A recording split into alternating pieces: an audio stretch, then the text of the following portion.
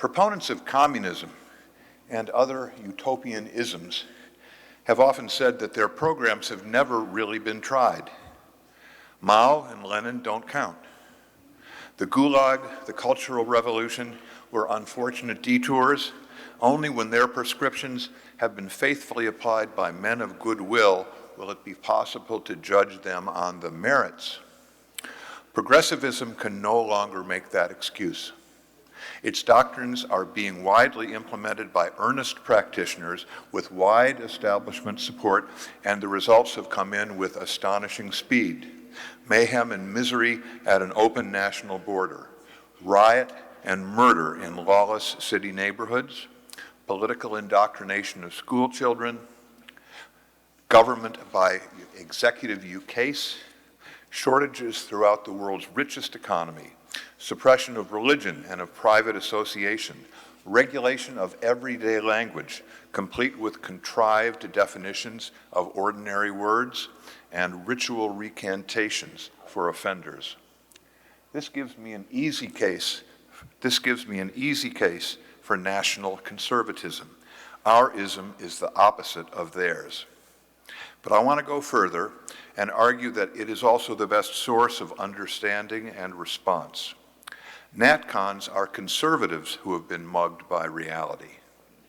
We have come away with a special sense of how to recover from the horrors that are taking America down.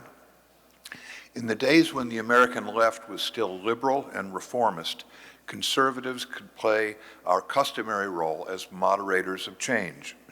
As Americans, we too breathed the atmosphere of liberalism, and there are always things that could stand a little reforming. We could be Burkeans, emphasizing incremental improvement, continuity with the past, avoiding unintended consequences, living within a budget. In the 1970s, I collaborated with good liberals on regulatory reform, sorting out good and bad environmental policies, and restraining crony capitalism. This was not libertarian fundamentalism. It was public-spirited pragmatism and yielded for a while many widely shared improvements. But today's woke progressivism is not reformist. Indeed, it wants to turn the world upside down. It does not want to build on the past, but to promote as much instability as democratic politics allows. In 1968, Democratic mayors sided firmly with police and prosecutors against rioters and lawbreakers. In 2020, they took the side of the lawbreakers. Last year, congressional progressives not only rejected Senator Tim Scott's police reforms, but vilified and humiliated their author. This year, they vilify any spending plan that is less than revolutionary. Compromise is antithetical to their goals and their methods. They are prepared to break a few eggs to make an omelet. When the leftward party in a two-party system is seized by such radicalism, the conservative instinct for moderating the course of events is of little use and may become counterproductive. Many conservative politicians will stick with the tactic, promising to correct specific excesses that have stirred popular revulsion. Republicans are going to win some elections in this way, but what will they do next? That is where we come in. We recognize that in today's politics, the excesses are the essence. With Burke, we shift to opposing revolution tout court. Our task begins with the Nat in NatCon. Have you noticed that almost every progressive initiative subverts the American nation as if by design? Explicitly so in opening national borders, disabling immigration controls, transferring sovereignty to international bureaucracies. But it also works from within, elevating group identity above citizenship, fomenting racial, ethnic, and religious division, disparaging common culture and the common man, defaming our national history as a story of unmitigated injustice, hobbling our national future with gargantuan debts that will constrain our capacity for action. Anti-nationalism is another sharp break from the past. Every Democratic president of previous eras, including the original progressive, Woodrow Wilson, was an ardent nationalist. But in 2021, the President of the United States gazed on his countrymen's epic invention of COVID vaccines and concluded that he should help the World Health Organization seize their patents. The explanation for the break is that modern progressives imagine themselves as champions of humanity at large. To their way of thinking, the nation is a happenstance and a nuisance. It is a primitive artifact that constrains human aspiration and inhibits global solutions. It inclines its inhabitants to provincialism and myths of terroir. Moreover, progressives see the downtrodden of humanity as held down by structures of systemic privilege, structures that are embedded in the traditions and institutions of the nation. National conservatives understand that these sentiments are romantic delusions. Nations have evolved organically over centuries of struggle, trial, and error, and are not to be trifled with.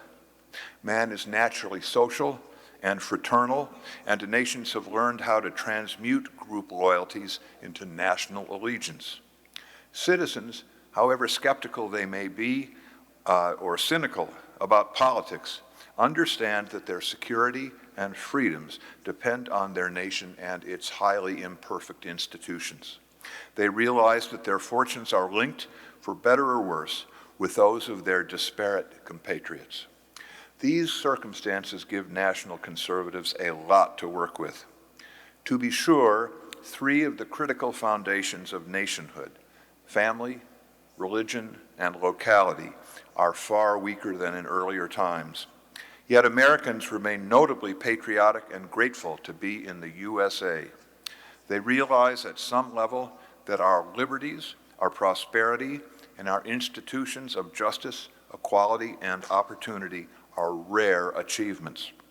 Today, the sense of national decline is prevalent among many Americans who are no part of the intellectual debates we are engaged in. Our political future is in their hands. If they can be persuaded that progressivism is not idealism on steroids, but is a program for national dissolution, we may make serious headway. Consider the current efforts to establish critical race theory and sexual optionality in primary and secondary schools. Here, progressives have made a huge tactical mistake. A great many Americans, including the prized electorate of suburban women, pay only passing attention to these weird developments when they involve other grown-ups who can fend for themselves. But the same people will rush to the barricades when they are imposed on innocent neighborhood children. It seems like a perfect case for targeted single-issue correction. But it is also a great teachable moment on national decay. The immediate controversies dramatize the shrinking domain of family, parenthood, and religious conviction in American life. And also, the pathologies of our school monopolies and the imperiousness of teachers' unions and school certification authorities.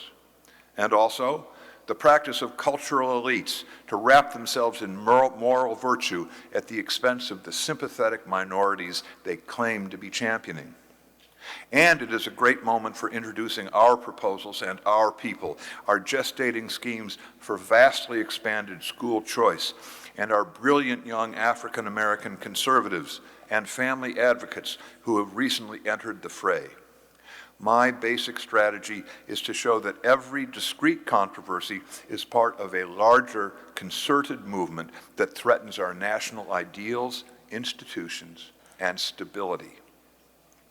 To move from criticism to nation rebuilding is what makes us a political movement, not simply a school of thought. We are concerned not only with the errors of our intellectual adversaries, but with the circumstances of our fellow citizens. This has led us to the problems of our working class compatriots in declining regions whose interests have been ignored in national politics and policy. We need to turn in the same spirit to the problems of our African American compatriots in poor, violent, fatherless urban precincts. If the elites would scuttle the nation, the rest of us just have to come together to rescue her. There may be a lesson here for other potential recruits. Many affluent, highly educated Americans who are not hard progressives and may not be particularly engaged politically are imbued with the universal humanitarianism that I have mentioned. Well, we have a large and universal canvas of humanity right here at home. But it changes everything when that humanity is our fellow countrymen with rights and responsibilities equal to our own. They have our empathy and our support, and also our expectations as teammates. We expect them to suit up, measure up, and pull an oar with everyone else. Nationalism, properly understood, is the most potent kind of humanitarianism. Being part of a movement can be good for us, too, as a corrective to the tendency of intellectuals to over-theorize the world.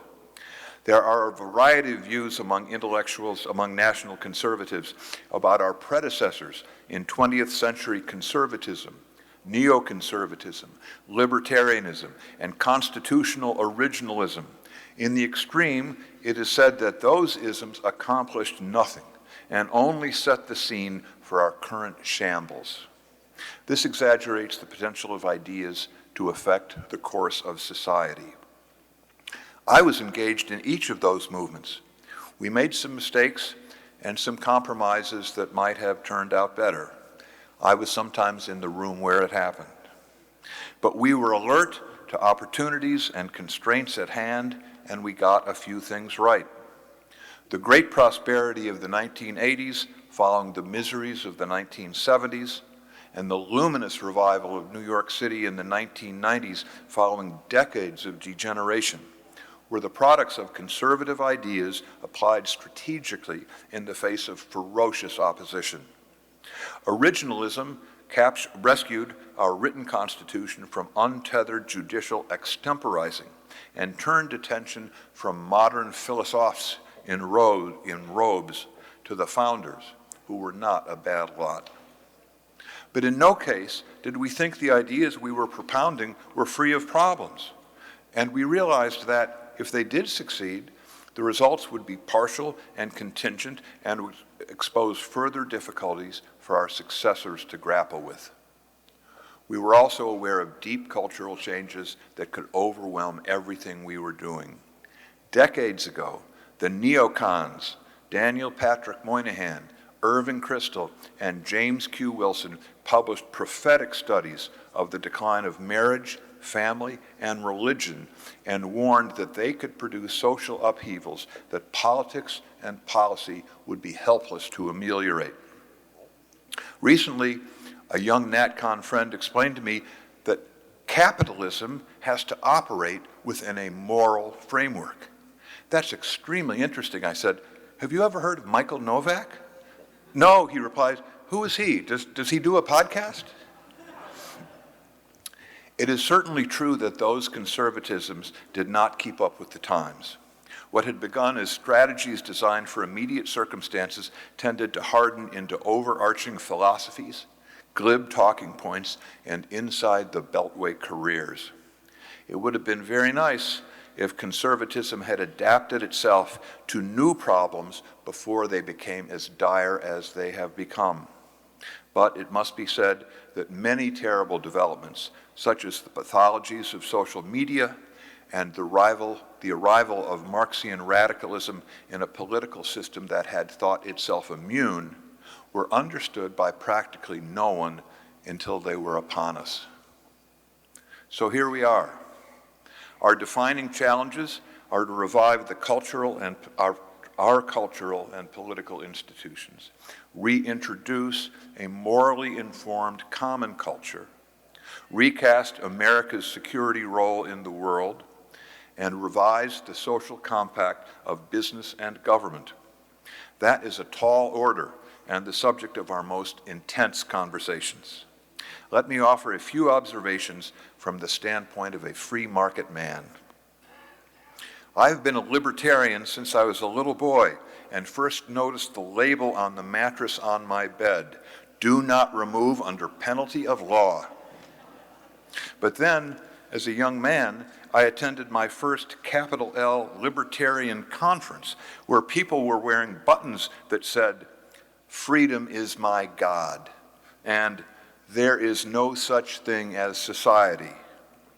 These were as frightening as the mattress label. I sought a middle ground that balanced freedom with virtue and markets with society, and realized that you can't have one without the other. I eventually settled on empirical libertarianism, which considers each policy on the merits, but in the spirit of Adam Smith.